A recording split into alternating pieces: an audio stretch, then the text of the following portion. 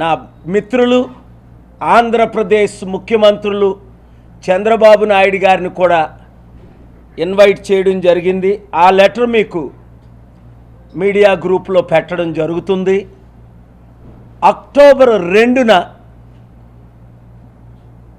Loss Angeles కాలిఫోర్నియాలో global peace economic సమిట్కి ఇక్కడ నుండి ఎంపీలు వస్తున్నారు. అలాగే ప్రపంచంలో ఉన్న 197 దేశాల్లో అనేక దేశాల ప్రెసిడెంట్స్, ప్రైమ్ మినిస్టర్స్ ఈ ఎకనామిక్ సమిట్కి ఆల్రెడీ మద్దతు ఇస్తున్నారు. వారు కూడా ఆయా దేశాల్లో ఇండియా షుడ్ లీడ్ అన్న సమిట్కు అక్టోబర్ 2ని వివిధ టైముల్లో మద్దతు ఇస్తున్నారు. కనుక మీడియా ఓనర్స్ని, మిత్రుల్ని నేను రిక్వెస్ట్ చేసేది ఏంటంటే, రాజకీయాలు పక్కన పెట్టి ఆంధ్రప్రదేశ్ రాష్ట్రం దాదాపు 13 లక్షల కోట్ల అప్పు, తెలంగాణ రాష్ట్రం 7.5 లక్షల కోట్ల అప్పు, ఖజానా ఖాళీ అయిపోయింది, నేను ఇచ్చిన వాగ్దానాలు నెరవేర్చలేకపోతున్నానని ఎంతో బాధతో చంద్రబాబు నాయుడు గారు చెప్పడం మన అందరం విన్నాం. అసెంబ్లీలో చెప్పారు, ప్రెస్ మీట్లో చెప్పారు, బయట చెప్పారు. కానీ ఆ ఖజానాని నింపడం ఎలాగా, ఇచ్చిన హామీలు నెరవేర్చడం ఎలాగా అన్న ప్లాన్తో ఈ లెటర్ నేను చంద్రబాబు నాయుడు గారికి పంపడం జరిగింది.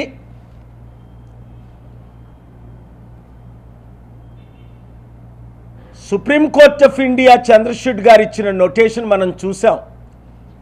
ఇంతమంది రాజకీయ నాయకులు ఇన్ని కేసుల్లో ఉండి 5-10 సంవత్సరాలు డిలే చేసి అభివృద్ధి చేయలేకపోతున్నారు అని నేను పర్సనల్గా పార్టీ ఇన్ పర్సన్ ఆర్గ్యుమెంట్స్ చేయడం మీరు విన్నారు. కనుక అభివృద్ధి కొరకు మనం అందరం కలిసి రావాలి. చూడండి, ప్రెసిడెంట్ ఒబామా అమెరికాలో హిలరీ క్లింటన్ 2008లో ఘోరంగా తిట్టుకున్నారు. అతి నేరో మెజారిటీతో ఒబామా గెలిచారు. ఎలక్షన్ అయిన తర్వాత నేను ఒబామాకు మద్దతు ఇచ్చాను, మీరు చూశారు. అప్పుడు ఆ తర్వాత నేను ఒబామాకి ఇచ్చిన సలహా ఏంటి, హిలరీ క్లింటన్ని సెక్రటరీ ఆఫ్ స్టేట్ చేయండి, కలిసి పని చేయండి, రాజకీయాలు అయిపోయి. అదే ఇప్పుడు నేను చేస్తున్నాను అందరికి ఇచ్చిన సలహా.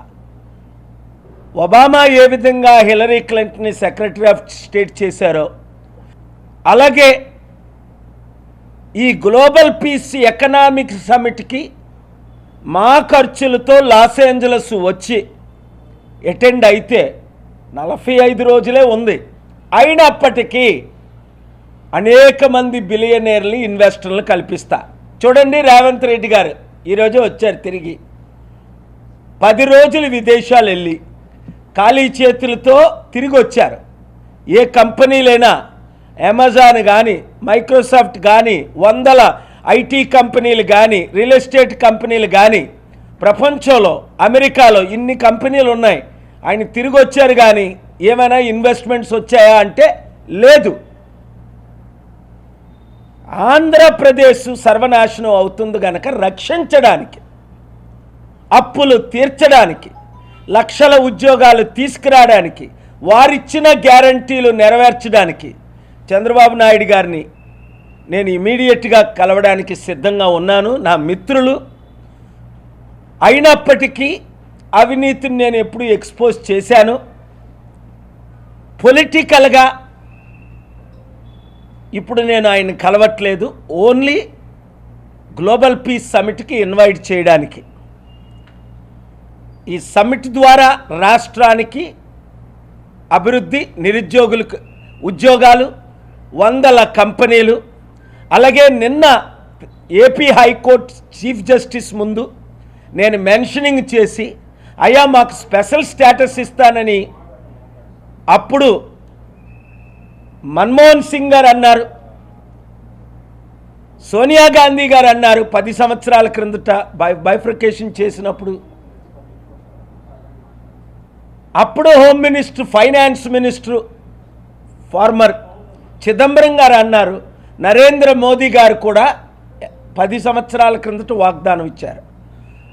ఇది చట్ట ప్రకారం వాగ్దానాన్ని ఫెయిల్ అయ్యారు అని నేను ఏపీ హైకోర్టులో స్పెషల్ స్టేటస్ కేసుకి ప్రిపేర్ చేసి ఫైల్ చేస్తే, doctor Paul you have the fundamental right, నేను ఆర్డర్ అడిగా, ముందు ఫైల్ చేసి లెట్ మీ హియర్, లేదు సార్ మీ కోర్టు టైంని వేస్ట్ చేయను అంటే, honourable chief justice no you have the fundamental right, నిన్న ఉదయం 10:30కే కనుక స్పెషల్ స్టేటస్ వస్తే ట్యాక్స్ ఫ్రీ ఇన్కమ్స్ ఇంకా ఎక్కువ వస్తాయి. కనుక దయచేసి మీడియా మిత్రులు, నాకు రాజకీయంగా మీరు మద్దతు ఇవ్వలే, ఎప్పుడూ ఇవ్వలే. 2009లో కంటెస్ట్ చేద్దాం అనుకున్న ఇవ్వలే. 2014లో చంద్రబాబు నాయుడు గారికి మోదీ గారికి సపోర్ట్ చేసినప్పుడు మీరు బాగా మద్దతు ఇచ్చారు. 2019లో ఇవ్వలే, ఇప్పుడు ఇవ్వలే. మరి ఎందుకో నన్ను ప్రేమించి మీరు నాకు రాజకీయంగా మద్దతు ఇవ్వట్లేదో, నేను రాజకీయంగా రాకూడదని, లేదా నిన్న కాక మొన్న కాంగ్రెస్ లీ మెరిడియన్ ఢిల్లీ హోటల్లో కాంగ్రెస్ లీడరు మల్లు రవి గారు, బీఆర్ఎస్ ఎంపీ లీడర్ రవిచంద్ర గారు అన్నారు, పాల్ గారు మీరు ఎన్నో ఇన్వెస్ట్మెంట్స్ తీసుకొచ్చారు, ఇప్పుడు కూడా అలాగే ఇన్వెస్ట్మెంట్ తెండి అని. నేనేం చెప్పానంటే, ముఖ్యమంత్రులు నాతో వస్తానన్నారు రేవంత్ రెడ్డి గారు, అనేక మీటింగులు పెట్టాను. Amazon CEO Jeff Bezos, Elon Musk CEO Warner, Tesla, అనేక కంపెనీలకు ఓనర్, మనం కలుద్దాం 1 వీక్, ఆస్టిన్ వెళ్దాం, శాన్ అంటోనియో వెళ్దాం, డాలస్ వెళ్దాం, న్యూయార్క్ వెళ్దాం, లాస్ ఏంజలస్ వెళ్దాం, బే ఏరియా వెళ్దాం అని మాట ఇచ్చి జనవరి నుండి ఇప్పుడు వరకు రాలే. ఇప్పుడు ఆయనకు అర్థమైంది, ఇంకెన్ని ట్రిప్లు వేసినా రాజకీయ నాయకులు ఎవరు నమ్మట్లేదు. చంద్రబాబు నాయుడు గారు ఇక్కడ కౌన్సిలర్ని కలుస్తున్నారు. కౌన్సిలర్ అంటే 200 దేశాల్లో 200 అంబాసిడర్లు ఉంటారు, 2000 మంది కౌన్సిలర్స్ డిసైడ్ చేయరు investments, presidents prime ministers decide చేస్తారు. 2891 world's richest Forbes billionaires decide చేస్తారు. Hollywood main actors, directors, producers మద్దతు నాకుంది, మీకు తెలుసు, మీరు చూస్తారు. దీని కొరకు చంద్రబాబు నాయుడు గారు తప్పక రావాలి. అక్టోబర్ 1, 2, 3 తేదీలు నాతో అమెరికాలో ఉండాలని మనవి చేస్తున్నాను. మీడియా ద్వారా డైరెక్ట్గా ఆయనకి లెటర్ కూడా పంపించాను. Thank you very much.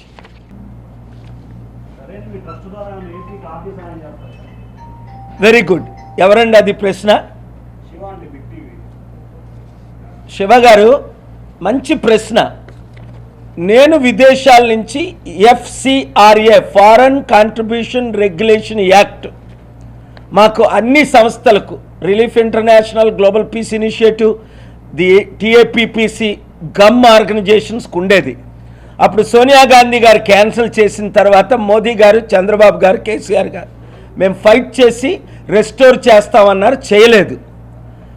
2021 November, December, 22 జనవరిలో 16,000 మంది NGOస్కి FCRAలు క్యాన్సిల్ చేస్తే మీ మీడియా మద్దతు ద్వారా నేను ఢిల్లీ హైకోర్టులో ఫైల్ చేసి, సుప్రీంకోర్టులో ఫైల్ చేసి, ఆర్గ్యూ చేసి, మంచి లాయర్ ద్వారా నేను కూడా రెస్టోర్ చేసి 52,000 కోట్లు NGOస్కి తెప్పించాను. కానీ అది పబ్లిక్ ఇంట్రెస్ట్ లిటిగేషన్ కనుక నేను ఫైల్ చేయలేదు.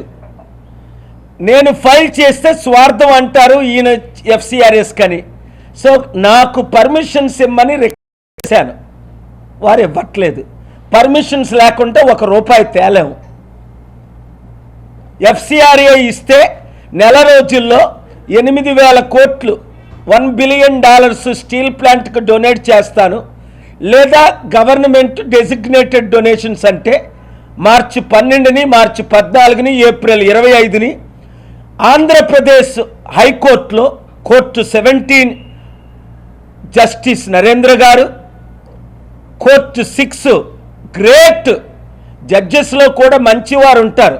శేషసాయి గారని రిటైర్ అయ్యే ముందు స్టీల్ ప్లాంట్ని స్టేటస్ కో ఇచ్చారు, అమ్మకూడదని నా ఆర్గ్యుమెంట్స్ విన్న తర్వాత. ఓ దుర్గాప్రసాద్ అని ఉన్నారు, ఆయన కూడా మొన్న రిటైర్ అయ్యాడు. ఆయన ఇల్లీగల్ ఆర్డర్ ఇచ్చాడు ఒకటి, మాకు నోటీసులు ఇవ్వకుండా. కొందరు చరిత్రహీనులు అయిపోతారు. దుర్గాప్రసాద్ గారు లాంటి వారు నాకు వ్యతిరేకంగా చదవకుండా జూన్ 19న ఆర్డర్ ఇచ్చారు. ఆయన మీద కూడా కేసేస్తున్నాను. జస్టిస్ శేషసాయి గారు స్టీల్ ప్లాంట్ 8 లక్షల కోట్లు ఆపకుండా అమ్మకుండా ఆపినందుకు దేవుడు వారి కుటుంబాన్ని దీవించాలని బ్లెస్సింగ్స్ ఇచ్చాను. ఎందుకంటే ఆంధ్రప్రదేశ్ రాష్ట్రాన్ని ఆయన కాపాడారు. ఆర్గ్యుమెంట్స్ నేను చేసినప్పటికీ ఆనరబుల్ హైకోర్టు ఆర్డర్ ఇచ్చారు. So I'm requesting the honourable courts to do justice for the mankind. As the Honorable CJ Chandrashud ji said recently, people are losing confidence in the courts. So let us restore the confidence. Let us pray for the special status for Andhra Pradesh, that I will succeed in my arguments next week. Thank you very much.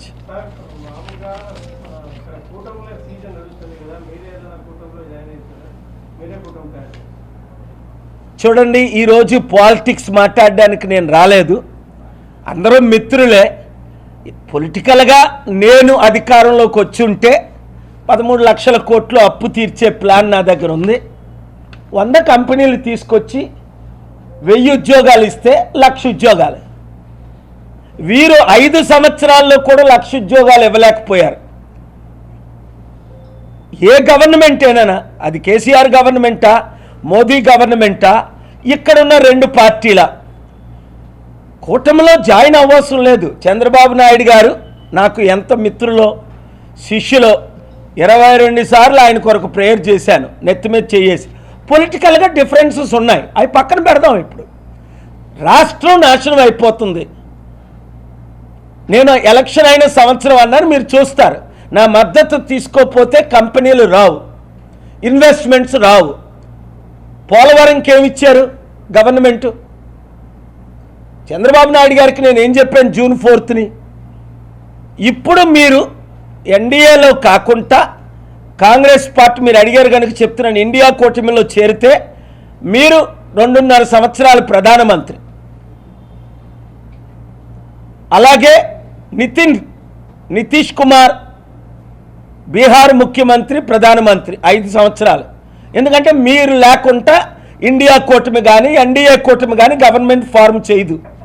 మీరు మద్దతు ఇచ్చిన తర్వాత అడుక్కున్నా ఏమివ్వరు మీకు.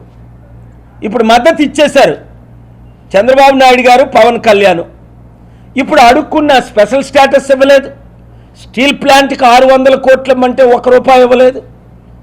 Railway zone కట్టలేదు. అమరావతికి ₹1 ఇవ్వలేదు. ఇస్తారట 15,000 కోట్లు అప్పు చేసి వడ్డీ కట్టలేని పరిస్థితి. ఇప్పుడు అప్పిస్తారట వరల్డ్ బ్యాంక్ నుంచి. మనకెందుకు? నేను 1,00,000 కోట్ల ఇన్వెస్ట్మెంట్స్ అక్టోబర్ 2 నుండి డిసెంబర్ 31 లోపుని తీసుకొస్తా. కండిషన్ ఏంటి? చంద్రబాబు నాయుడు గారు సీఎంగా సంతకం పెట్టాలి. నేను సంతకం పెడితే ఇన్వెస్ట్మెంట్స్ రావు.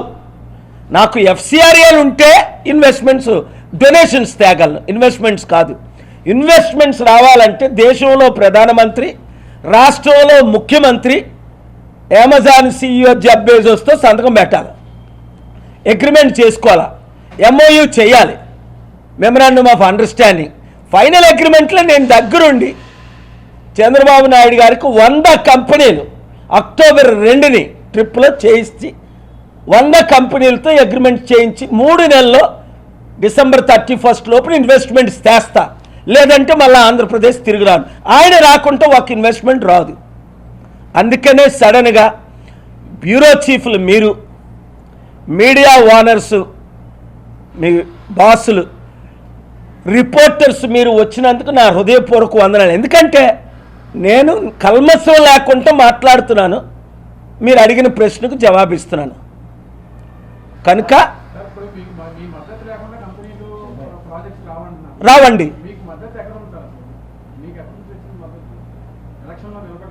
హైదరాబాదులో 700, మీ పేరండి హరీష్ ఏ న్యూస్ అండి? I news. హరీష్ గారు, హైదరాబాదులో 1981లో నేను ఆరంభించాను విడోస్ హ్యుమానిటేరియన్ వర్క్. 89 నుండి 2014 వరకు, ముఖ్యంగా 2004 వరకు 700 కంపెనీలు తీసుకొచ్చాను. చంద్రబాబు నాయుడు గారు బిల్ గేట్స్ను కలవకముందు ఢిల్లీ తీసుకొచ్చి, అప్పుడు దేవగౌడ్ గారు ప్రైమ్ మినిస్టర్గా ఉండేటప్పుడు వారిని కలిపి, తర్వాత బిల్ క్లింటన్ హైదరాబాదు పంపించి 1981, 89 ఇంపార్టెంట్ ఇయర్స్, 92, 97 అమెరికాలో ప్రపంచ సభలు పెట్టి 100,000 కంపెనీలని నేను ప్రమోట్ చేసి ఇండియా తీసుకొచ్చిన సంగతి మీకు చంద్రబాబు నాయుడు గారు చెప్పారు, మన్మోహన్ సింగ్ గారు చెప్పారు, దేవగౌడ్ గారు చెప్పారు. ఆ వీడియోలు doctor KA Paul Indian national leader, KCR garu ముఖ్యమంత్రిగా చెప్పారు. ఆ వీడియోలు మీరు చూడండి.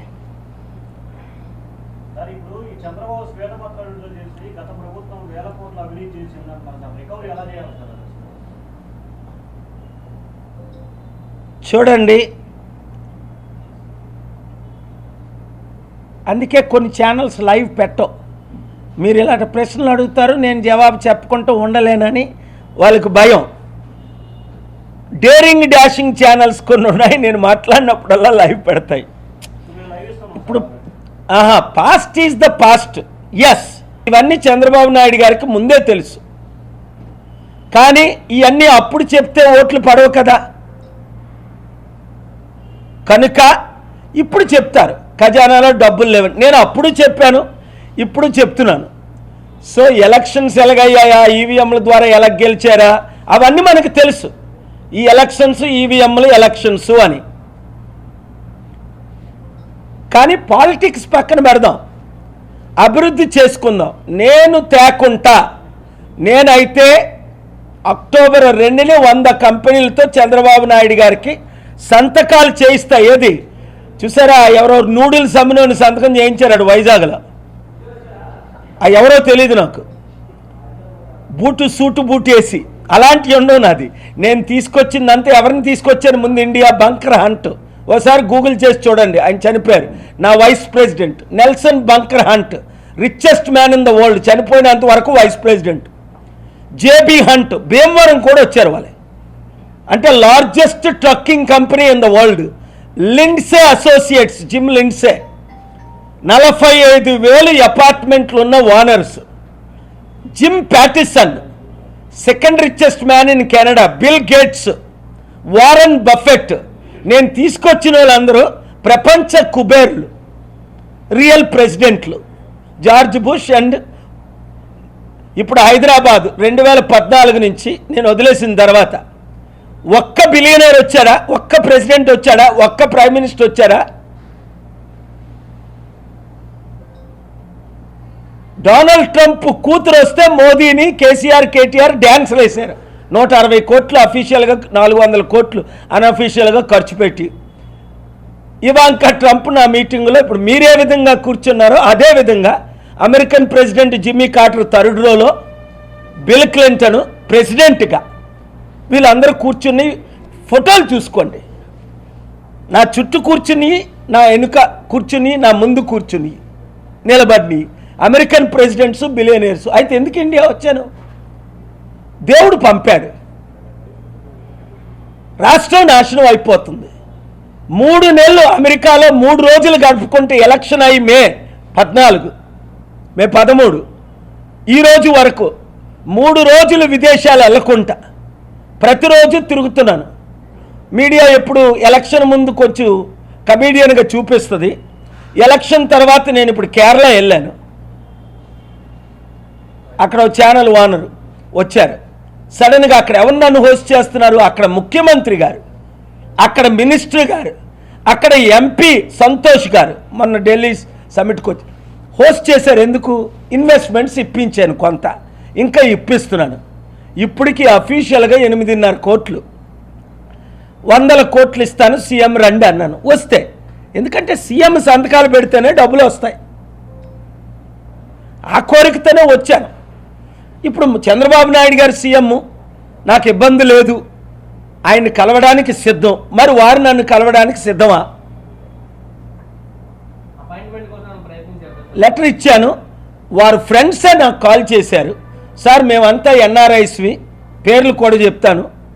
సార్ మీ దీవెనలు చంద్రబాబు నాయుడు గారికి ఉండాలని రామ్ చౌదరి గారు, పెద్దలందరూ తానా లీడర్స్ ఎలక్షన్ తర్వాత, ఎందుకంటే నేను ఆయన పుష్ చేశాను ప్రైమ్ మినిస్టర్ అవ్వడం కొరకు. మోదీ మీకేమి ఇవ్వడండి, ఇప్పుడు మీరు బయటకు వచ్చేసిన మోదీకి మీ అవసరం లేదు, ఎందుకంటే 302 దాటిపోయారు వాళ్ళు, 313 వరకు రీచ్ అవుతున్నారు. 273 ఉంటే చాలు. I'm a visionary, I have a plan. When they had only 240 MPs, they desperately needed AP CM and 16 seats of Telugudesam Party and 12 seats of Nitish Kumar.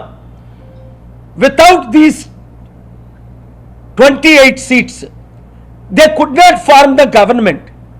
But unconditionally, without any agreement, Mr. Naidu and Mr. Nitish Kumar had given support to Prime Minister Modi, and now they are simply standing for appointments and begging and asking, but nothing has been given to Andhra Pradesh. Budget session, we have seen in the budget session, nothing for Telangana. So ఇది ముందే నేను ఎన్నిసార్లు చెప్పాను. దయచేసి అందుకే media మిత్రులు, మీ కొరకు, మీ భవిష్యత్తు కొరకు, రాష్ట్రం కొరకు, మన రాష్ట్రం కొరకు మీరు నాకు లైవ్లు ఇస్తే నేను ఉంటా, లేదా నాకు 200 దేశాలు ఉన్నాయి, ఎక్కడికైనా వెళ్ళిపోతా. ఇదే లాస్ట్ ఛాన్స్ ఇస్తున్నాను. రాష్ట్రం అభివృద్ధి కొరకు సమిటు, ఇక్కడ సమిట్ పెడతామంటే పర్మిషన్స్ ఎవరు, ర్యాలీస్ పెడతానంటే పర్మిషన్ ఎవరు, శాంతి మీటింగ్లు పెడతానంటే పర్మిషన్ ఎవరు. ఇప్పుడు రండి, గతం మర్చిపోదాం, కలిసి పనిచేద్దాం. Thank you very much.